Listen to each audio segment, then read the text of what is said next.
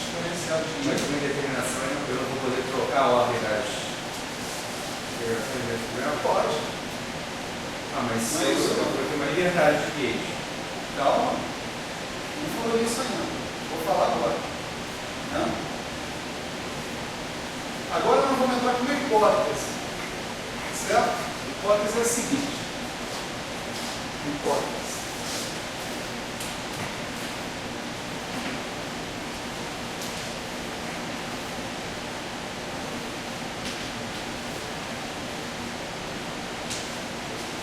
O resultado que você obtém integrando sobre os férmions é invariante Calimero.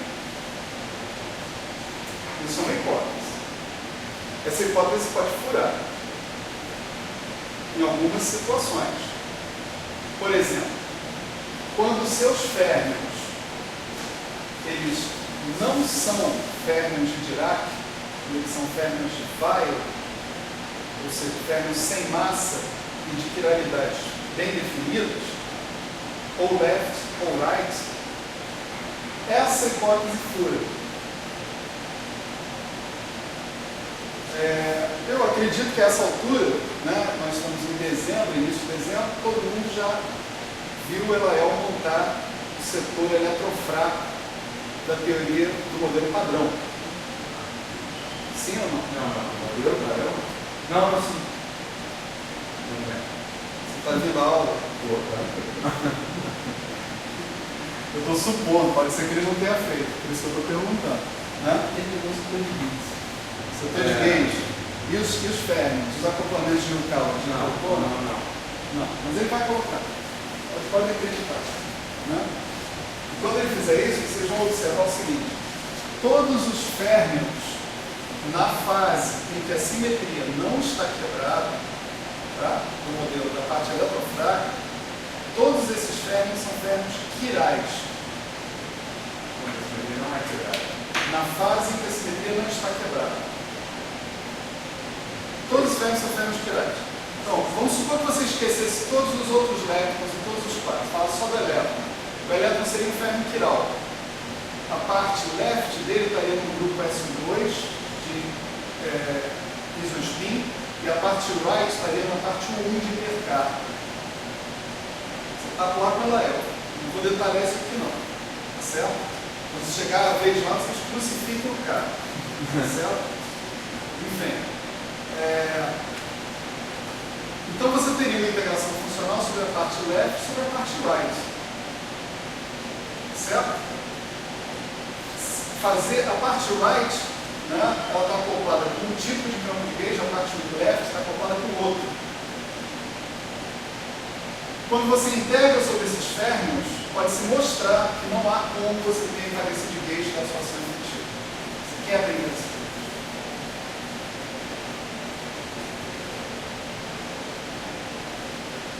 Vocês vão falar, pô, sacanagem essa que você está falando pra gente, né? A gente batalhou tanto pelo princípio de gauge, né? Pela construção do Lagrangiano usando o princípio de gauge só para ela ser quebrada no nível quântico, né? Quer dizer, quando eu integro sobre esses graus de liberdade, essa invariância de gauge vai embora, né? Pois é. Deixa eu falar para vocês o discurso corrente sobre o modelo padrão. Não se vê solução para uma coisa como essa. Então inventou-se o seguinte: nós vamos colocar os leptons numa representação do S2 com um tipo de carga e os quarks numa outra representação do mesmo S2 de isospin com a carga oposta. Quando eu integrar sobre esses caras, sobre os leptons e sobre os quarks, o que eu obtenho um resultado global onde essas não invariâncias se cancelam e eu tenho um resultado invariante de gauge.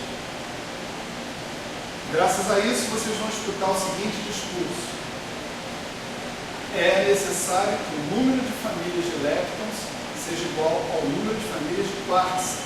Caso contrário, você tem uma anomalia de gauge. E com a anomalia de gauge vai embora a renormalizabilidade do modelo. O modelo padrão das interações fundamentais, né, ele anda borderline com essa limitação aí.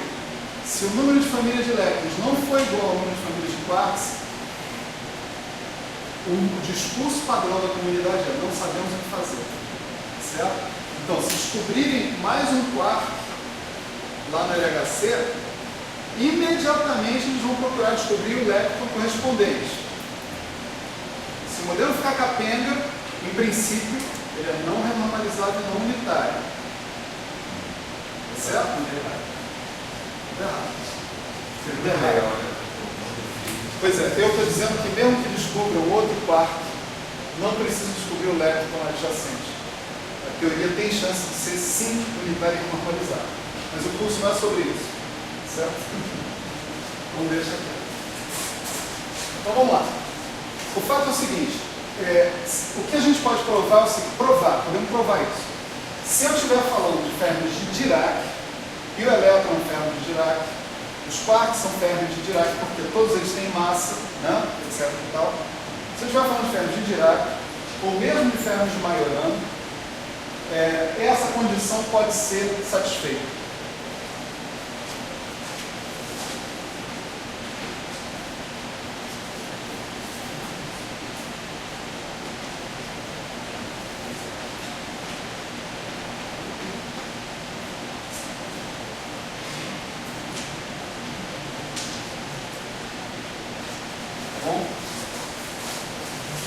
Tranquilo com isso. Vamos supor que seja esse o caso. Eu estou na fase, tudo funcionou tudo bem lá no modelo padrão, né? Eu não estou falando da parte eletrofrágil, estou falando só da QCD, e na QCD os meus quarks são fermions de Dirac. Tá certo? Então está tudo certo. Isso aqui. Então, a minha integral funcional, meu Z de zero, não vou escrever esses zeros todos aqui, eu vou escrever um zero só, um zerão único, né? Então ele fica dado por isso aqui.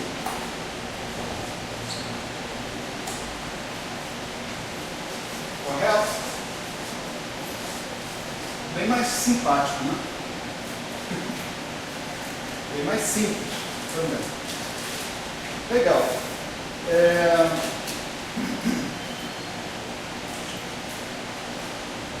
Agora o dado invariante de calibre, né? Então, deixa eu chamar a atenção para vocês sobre uma coisinha que vai acontecer aí. Né?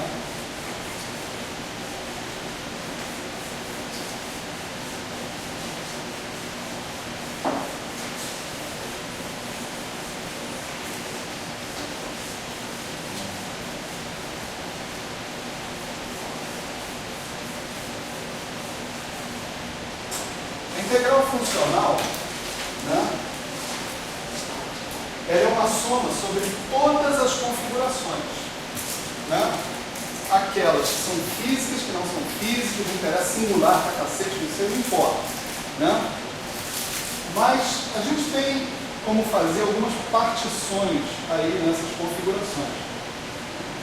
Por exemplo, suponha que você pega um amigo com uma certa configuração. Quando eu falo configuração, estou falando, eu sei o valor de uma matriz, né, de SUN em cada ponto do espaço-tempo, tá certo? Então isso é uma configuração. Então eu peguei essa configuração, né, e faço todas as transformações de calibre sobre ela que forem possíveis, forem admissíveis, tá certo? Então vou obter outra, e outra, e outra, e outra, né?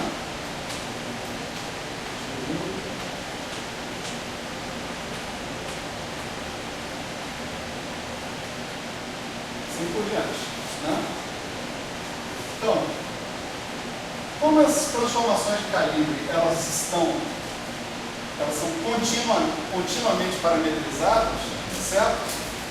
Eu posso imaginar que eu tenho transformações infinitesimalmente próximas a cada um desses caras, de modo que eu tenho posso pensar no espaço de todas as configurações de dopamina, nas transformações de gauge de uma dada configuração como sendo uma linha cheia dessa, certo? Eu vou usar essa imagem aqui, que essa linha se fecha, né? Mas isso não é necessário, essencialmente. É só para eu fixar na memória de vocês o conceito de órbita, tá certo? Então isso aqui é uma órbita de calibre. Está bem claro o conceito? Né? Eu peguei uma certa configuração, eu considero todas as configurações equivalentes a essa por transformações de calibre. Tá certo? Isso é o que eu chamei de uma órbita. Né? Então isso daqui é igual ao conjunto, se não for fechado também, se chama órbita? Também.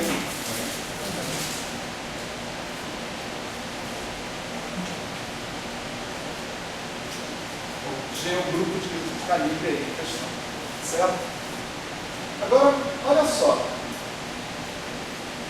Todas essas configurações dão a mesma contribuição do integral funcional. Porque a ação é invariante de calibre. Tá certo? Está claro isso? Se você calcular W de AMI, isso dá a mesma coisa que W de AMI G1, que dá a mesma coisa que W de AMI G2, dá a mesma coisa que W de AMI G3, W de AMI G4, assim por diante. W não é invariante de calibre?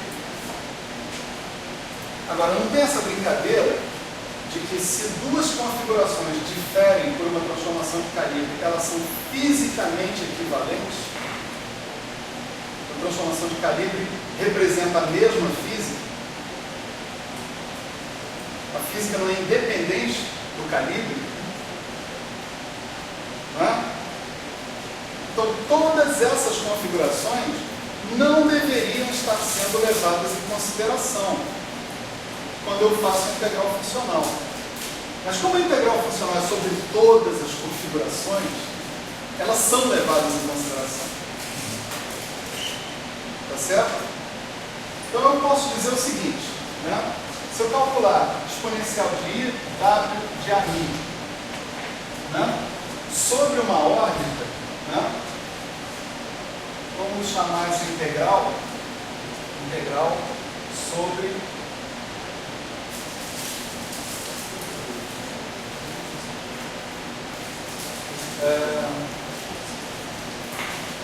isso aqui, né?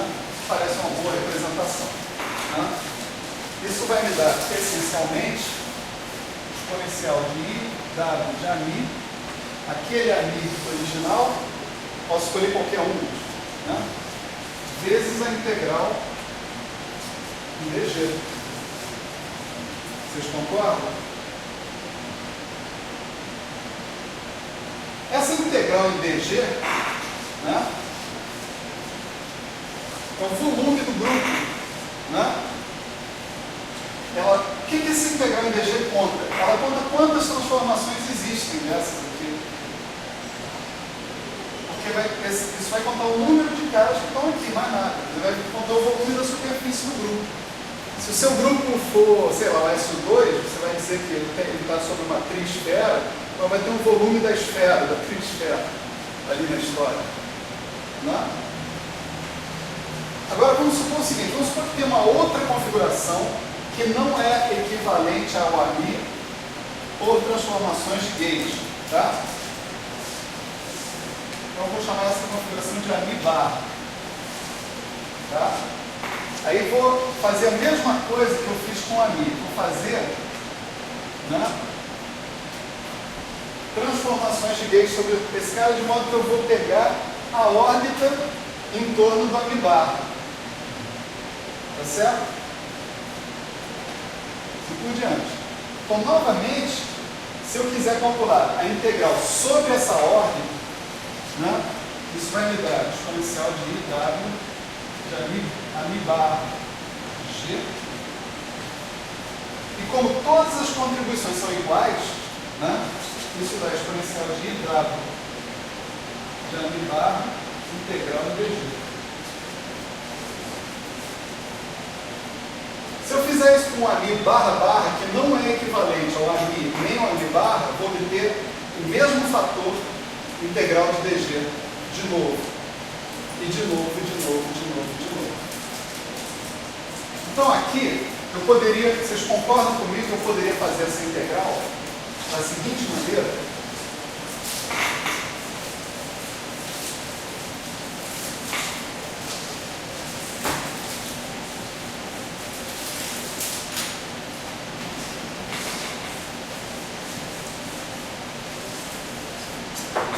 funcional original é essa aqui, né?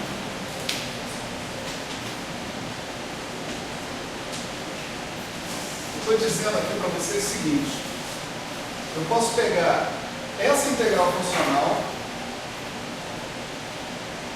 e fazê-la da seguinte forma.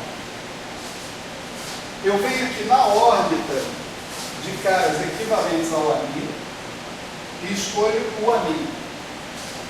Na órbita dos caras equivalentes ao AMI barra, eu escolho o AMI barra. Mas eu não preciso escolher nem o AMI, nem o AMI barra, nem nada. Eu escolho, na verdade, um representante da classe de equivalência de configurações que diferem entre si por transformações de calibre. Eu vou chamar essa classe de equivalência assim. Eu vou chamar essa classe de equivalência assim. Tá certo? Então, eu posso fazer a minha integral essencialmente assim, ó.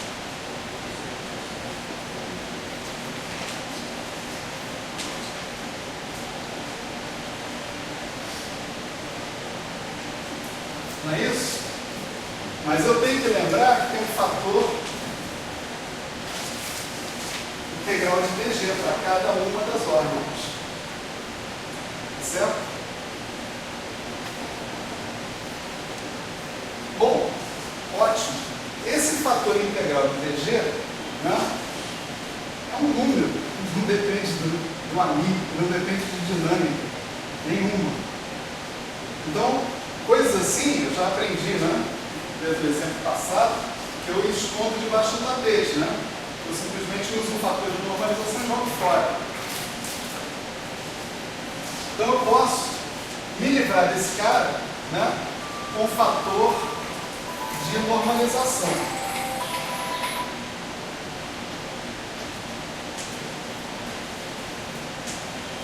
O resultado é que você pode escrever a sua integral como sendo isso aqui.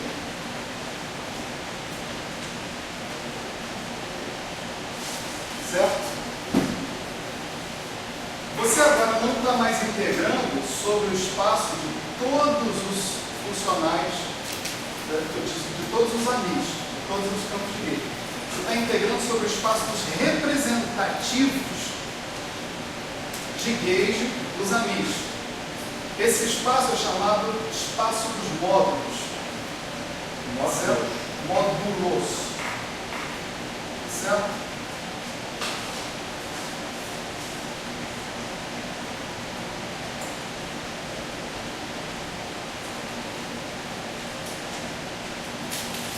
Vocês vão ver, na verdade, em inglês eles chamam de moduli space. Né? Vocês vão ver toda a literatura sobre teoria de gauge, principalmente na matemática, se referindo a essa integração no espaço dos módulos. Né? Então, o que é feito aqui é o seguinte: você estabelece uma relação de equivalência, né, no conjunto de todas as configurações de campos de gauge, trabalha no espaço quociente perante essa relação de equivalência. E você integra sobre as classes de equivalência. Sua integral faz sentido porque a sua ação efetiva, né, contendo os efeitos dinâmicos dos Fermi, é invariante de calibre. Veja bem, se a sua ação não fosse invariante de calibre, você não deveria nem começar a fazer isso. Tá certo? Por quê? Porque aí configurações, essa configuração que está aqui e essa configuração que está aqui dão contribuições diferentes. Tá? Então você não tem uma teoria de calibre, você voltou para o caso do Φ4. Você não tem por que se preocupar com essa questão. Está tudo bem definido, você pode seguir com a sua quantização, né? Pelo menos até você encontrar uma outra inconsistência pela frente. Né? Mas no caso de uma teoria de calibre, a sua integração, que faz realmente sentido, né, é a integração sobre o espaço dos módulos, ou seja, em cada órbita você escolhe um representante, tá certo? Calculação para esse representante que vai para a próxima órbita, para a próxima, para a próxima. É claro que você pode ter o campo AMI que você quiser, O único critério aí é que eles pertencem à ordem dos distintos. Tá certo? Você vai falar um representante por ordem, mais nada. Tá? Então, todo problema, né? Todo não, isso é uma boa parte. Uma boa parte do problema para você definir integral funcional, no caso das teorias de calibre não abelianas, é dizer quem é isso aqui. Certo?